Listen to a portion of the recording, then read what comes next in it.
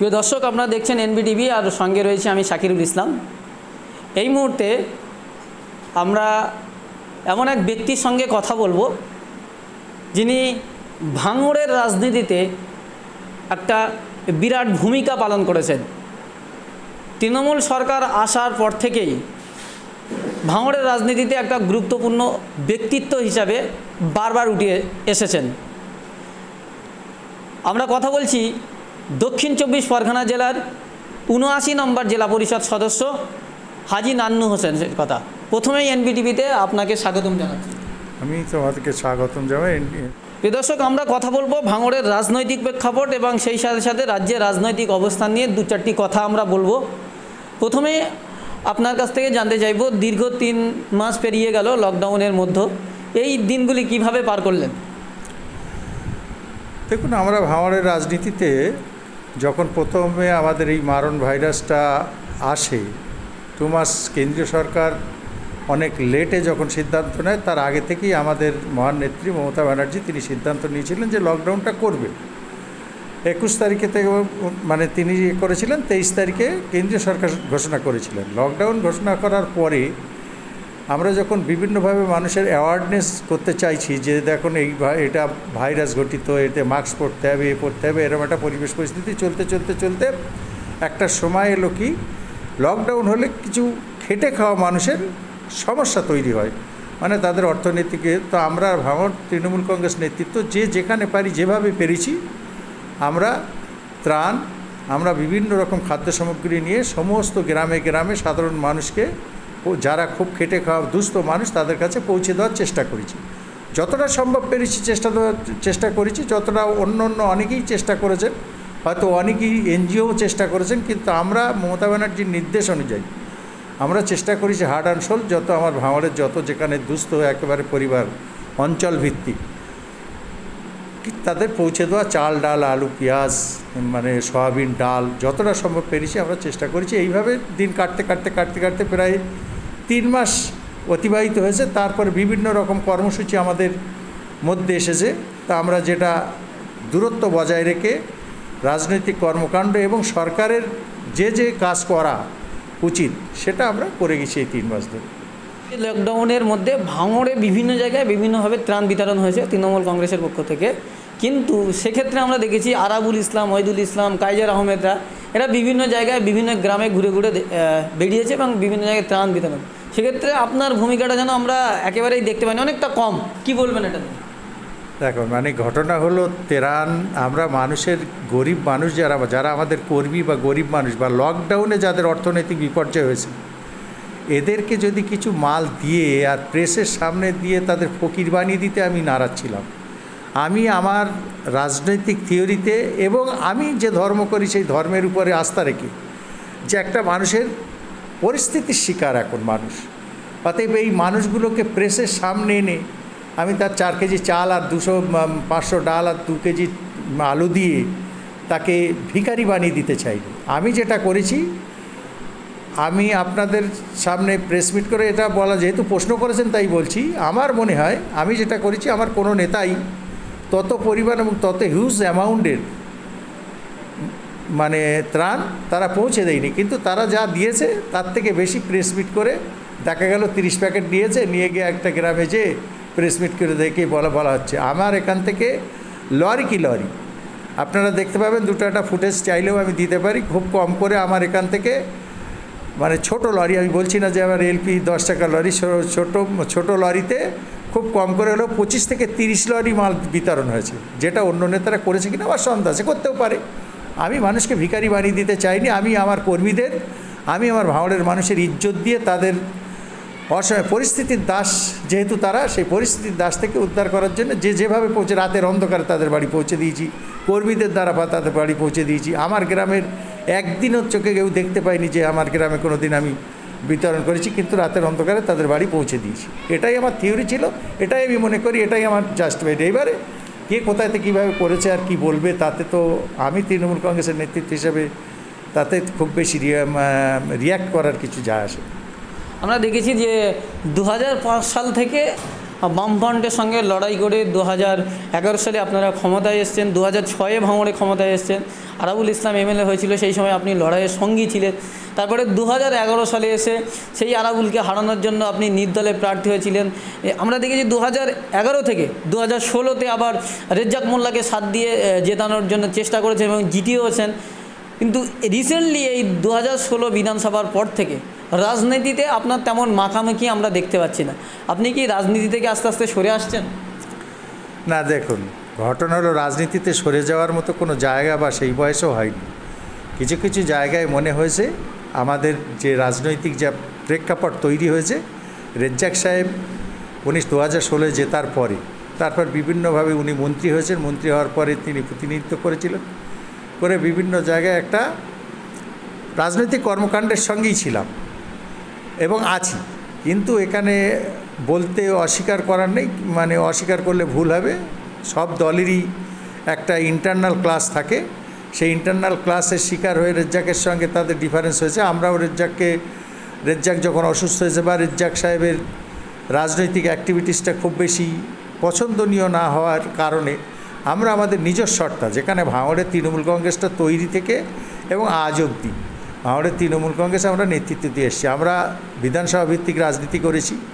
আমাদের নেত্রী মমতা ব্যানার্জি যখন তৃণমূল কংগ্রেস গঠন করেছিলেন বিধানসভা ভিত্তিক রাজনীতি করেছেন, ভাঙড় ব্লকের 3টে অঞ্চল এবং আমাদের 10টা অঞ্চল, 13টা অঞ্চল নিয়ে। পরবর্তীকালে সেই রাজনীতিতে একটা ব্লক আলাদা করে দিয়ে আমরা ব্লক ভিত্তিক রাজনীতি করেছি। আমি গত তিনটে টার্মসের, মানে গত 2টো টার্মস আমার মিসেস জেলা পরিষদ ছিল, এই টার্মসে আমি জেলা পরিষদ এবং প্রতিটা রাজনৈতিক কর্মকাণ্ড। তবে হ্যাঁ, একটা জিনিস ঠিক, সব নেতারা যেমন মানে ফেসবুক সোশ্যাল মিডিয়ার কাছে খুব বেশি একটা কিছু করলো আবার সেইটাকে দেখাবার চেষ্টা করা, এই চেষ্টাগুলো এবং যে কাজগুলো রাজনৈতিক মমতা ব্যানার্জির উন্নয়ন, দেখুন মমতা ব্যানার্জির উন্নয়ন মানুষের দূরে দূরে পৌঁছে দিতে হবে। মমতা ব্যানার্জির উন্নয়ন মানুষের দূরে দূরে কানে কানে পৌঁছে দিতে হবে যে মমতা ব্যানার্জি এটা করেছে। বিগত বামফ্রন্ট সরকার এই অত্যাচার অনাচার করেছিল, আমার দিদিমণি আমাদের সরকার এই করেছে। এর জন্য ফেসবুক লাইভ করে যে সাধারণ মানুষের তক্তাবসে আপনাদের প্রশ্নটা জাস্টিফাইড আছে যে আমরা খুব বেশি হয়তো আপনারা মনে করেছেন যে খুব বেশি এতে প্রচারের আলোয় আসিনি। হ্যাঁ, নিশ্চিত আমি প্রচারের আলোয় খুব বেশি আসিনি, কিন্তু আমি সর্বদাই রাজনীতির সঙ্গে জড়িয়ে আছি। একসময় একটা 2016 বিধানসভার পর একেবারেই রেজ্জাক মোল্লা সবচেয়ে ঘনিষ্ঠ এবং সবচেয়ে কাছের লোক হিসাবে নান্নু হোসেনকে সবাই জানতো এবং চিনত। যেখানে আরাবুল ইসলাম রেজ্জাক মোল্লার বরাবরই বিরোধিতা করে গেছে, সেখানে নান্নু হোসেন সবসময় পাশে ছিলেন এবং রেজ্জাক মোল্লা যে স্বপ্নটা দেখিয়েছিলেন ভাঙড়ের মানুষকে, যে ভাঙড়কে উন্নয়নের জোয়ারে ভাসিয়ে দেবেন, এবং সেই স্বপ্নে আপনিও কিছুটা সাথ দিয়ে বলেছিলেন যে এটা হবেই। কিন্তু সেই স্বপ্নই মানুষের ভাটা পড়েছে এবং ভাঙড়ে অনেকটাই রাস্তাঘাট নিয়ে মানুষের বিভিন্ন সময় বিক্ষোভ, বিশেষ করে ভাঙড়ের আবুহদা রোড, সেটা নিয়েই মানুষের বিক্ষোভ এখনও পর্যন্ত ছাত্ররা আন্দোলন করেছে। সেই রেজ্জাক মোল্লা ভাঙড়ের যতটুকু উন্নয়ন করবে বলেছিল ততটুকুই করেনি। সেক্ষেত্রে আপনি কি রেজ্জাক মোল্লার এই মুহূর্তেও সাথ দেবেন?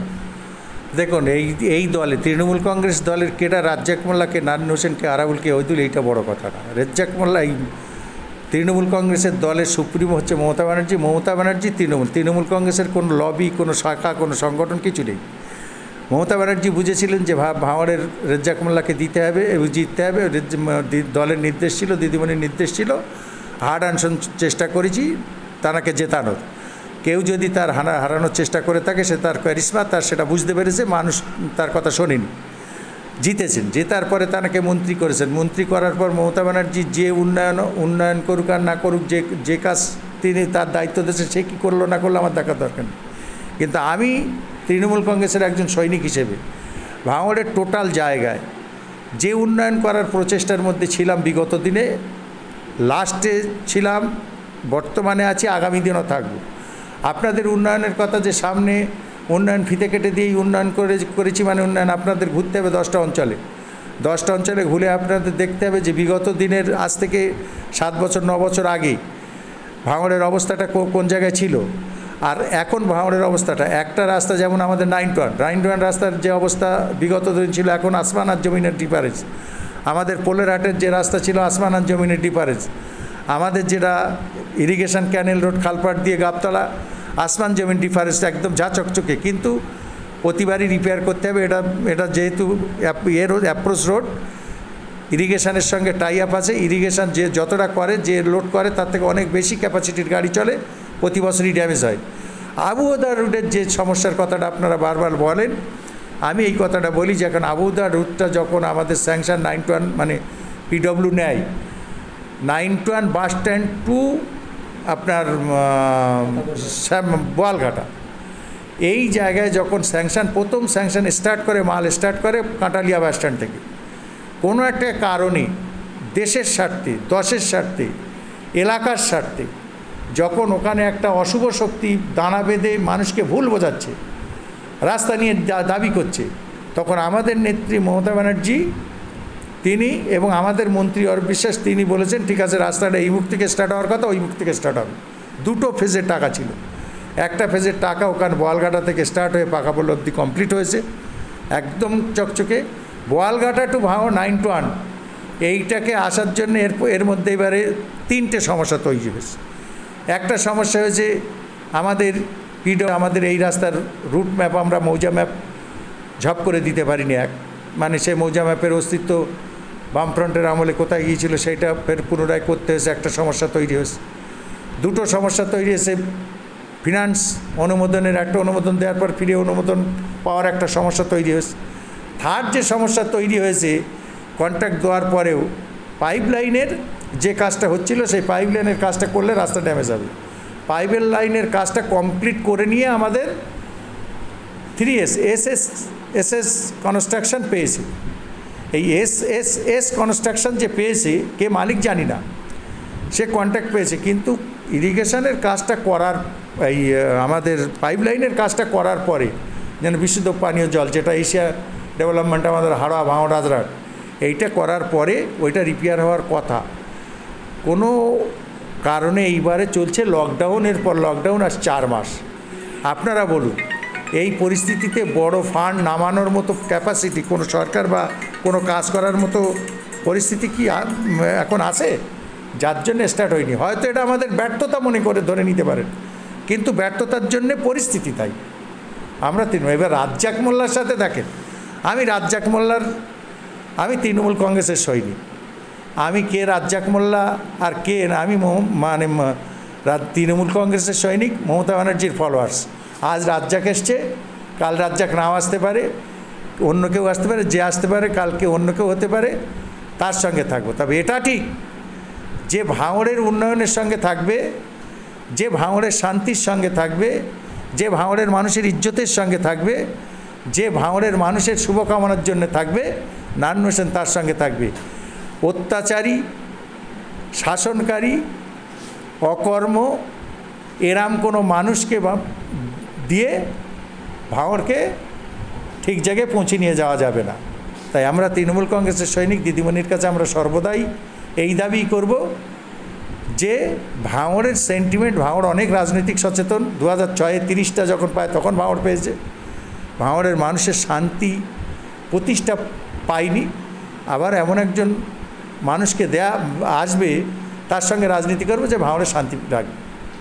আপনি বললেন যে পরিস্থিতির শিকার, সেই জন্য ভাঙড়ের উন্নয়নের বিশেষ করে এই রাস্তার কথাটা বললেন, সেখানে হয় না। কিন্তু 2016 বিধানসভার আগে এটা কিন্তু রেজ্জাক মোল্লার প্রতিশ্রুতি ছিল, এবং 2016 থেকে 20 4 বছর তো দীর্ঘ টালমাওয়ানা বা পরিস্থিতি তো বলা যায় না, কারণ 4 বছর ধরে আপনাদের কাজের সময় আগে পেয়েছে, তাহলে সবকটাই আপনাদের ব্যর্থতা নয় কি?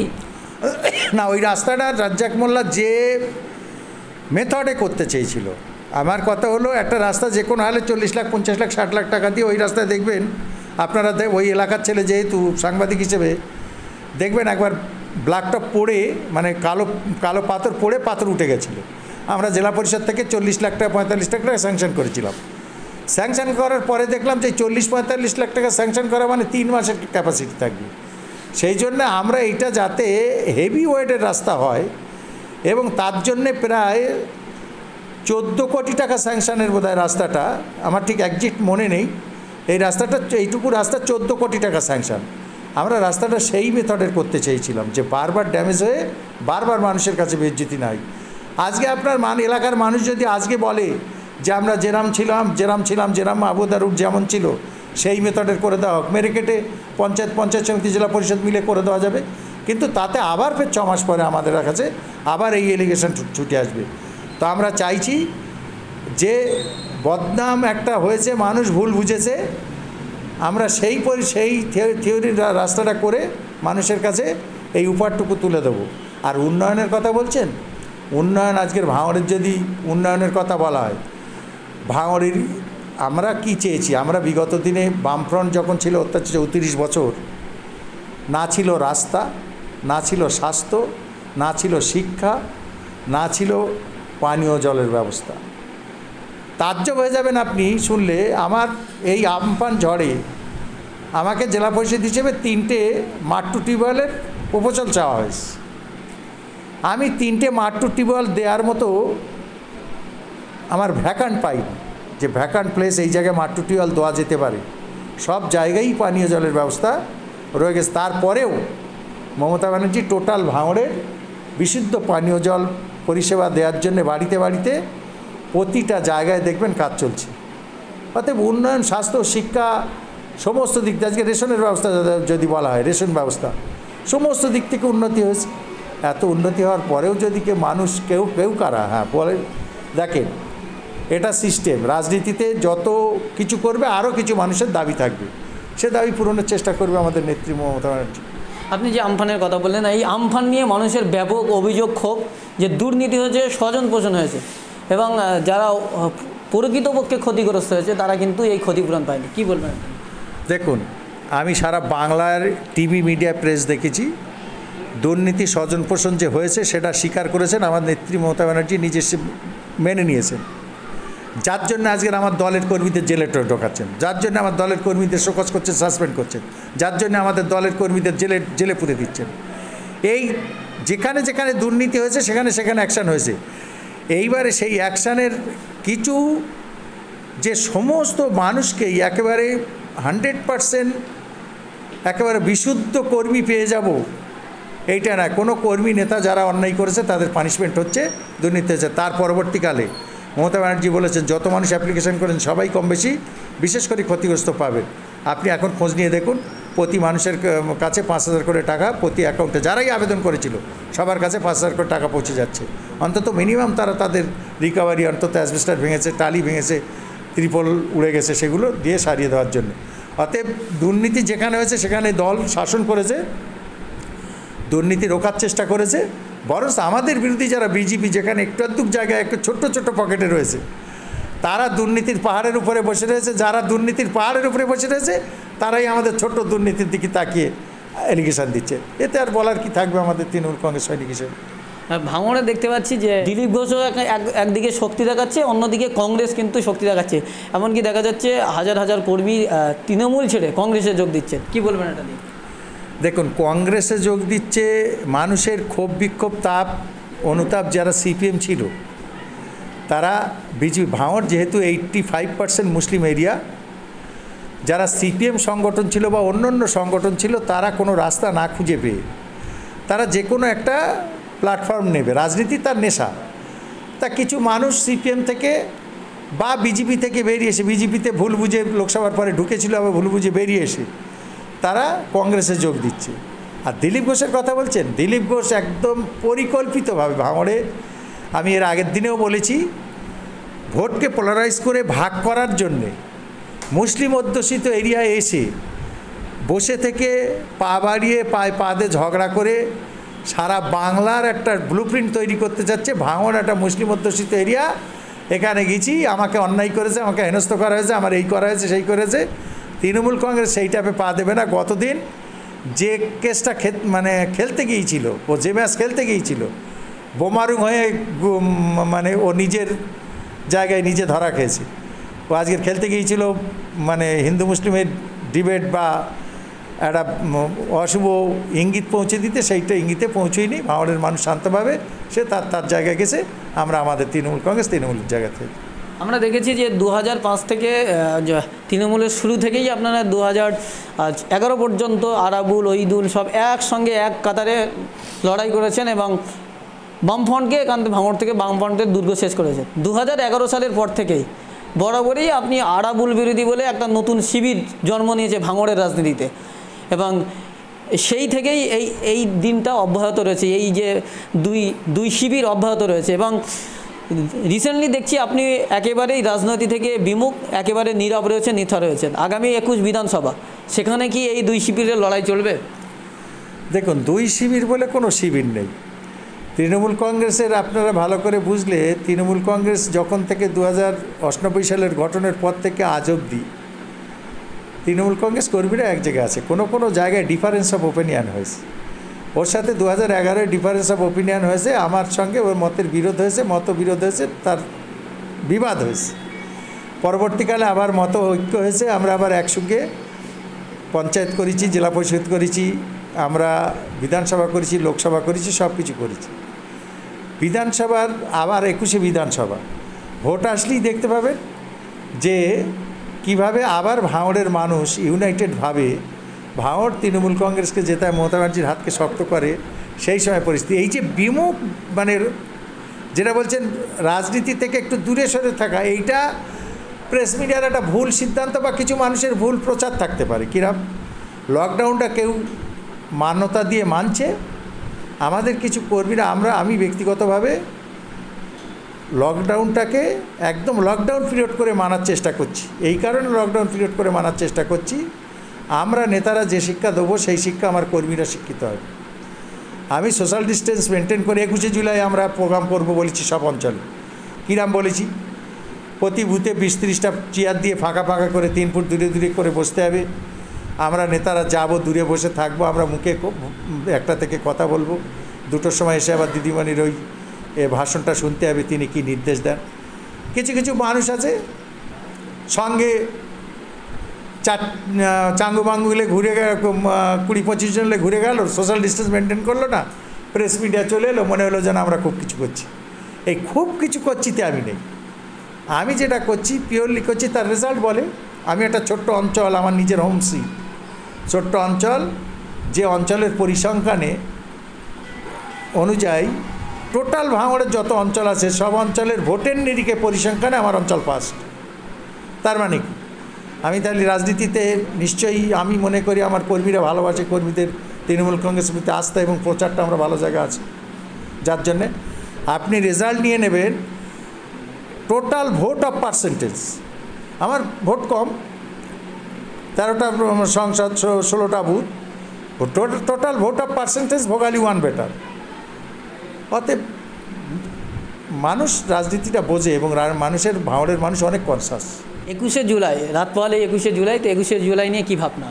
21শে জুলাই নিয়ে যেখানে পকেটে আমরা সমস্ত, যেটা দিদিমণি নির্দেশ দিয়েছে, আমরা আমাদের সেই শহীদদের প্রতি বেদিতে স্মৃতি তর্পণ করব। সব বুথে আমাদের মানে বেদিতে মাল্যদান হবে। আমি ব্যক্তিগতভাবে আমরা একটা সেন্ট্রালি একটা প্রোগ্রাম করার চিন্তা ভাবনা করছি। সেন্ট্রালি কিরাম প্রোগ্রাম, খুব বেশি না, 200-400 লোক না, বলেছি 200-250 বেশি লোক হবে না, ডিস্টেন্স বড় জায়গা হবে, চেয়ার পাতা থাকবে, মুখে ভাষণ হবে, 1 ঘন্টার প্রোগ্রাম হবে।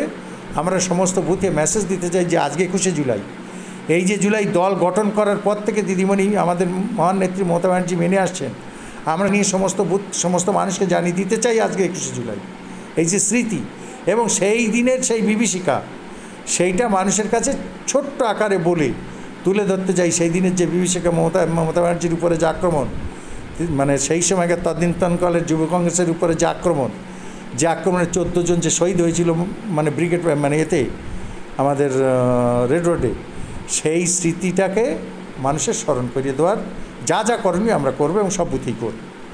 একেবারেই প্রিয় দর্শক, আমরা এতক্ষণ ধরে কথা বলছিলাম দক্ষিণ 24 পরগনা জেলার 79 নম্বর জেলা পরিষদ সদস্য হাজী নান্নু হোসেনের সঙ্গে বিভিন্ন আলোচনা, রাজনৈতিক প্রেক্ষাপট নিয়ে। একেবারেই আমরা শেষ পর্বের শেষের দিকে চলে এসেছি।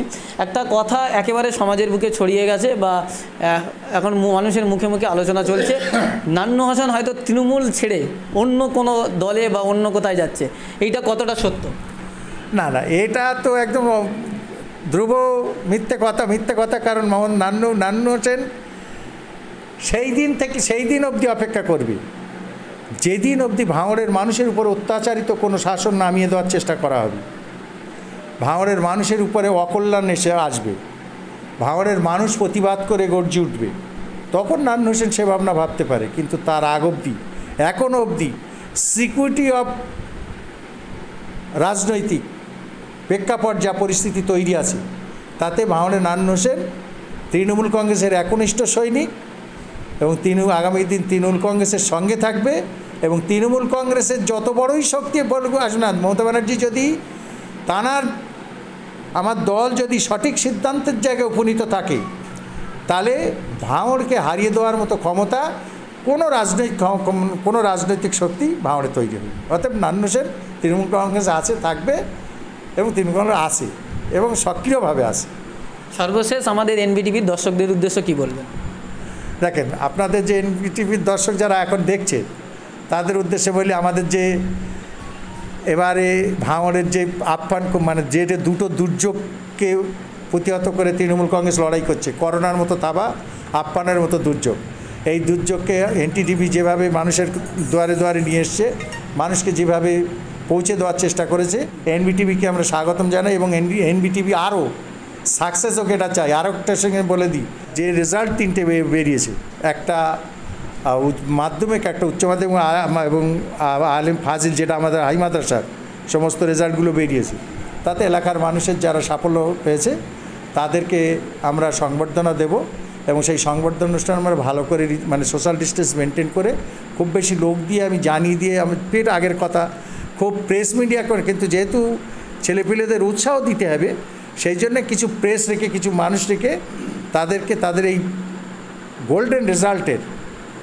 তাদের স্বাগতম জানানো, তাদের আগামী দিন যারা আরও একটু তাদের ইনফ্লুয়েন্স পায়, তারা যাতে আরও একটু ভালো মানসিকতা তৈরি হয়, সেই জন্য একটা অনুষ্ঠান করব, সেদিন আপনাদের জানাবো। আপনারা এনবিটিভি অবশ্যই আসবেন, এসে আমাদের এই প্রোগ্রামটা অন্তত ভালো করে মানুষের কাছে পৌঁছে দেবেন।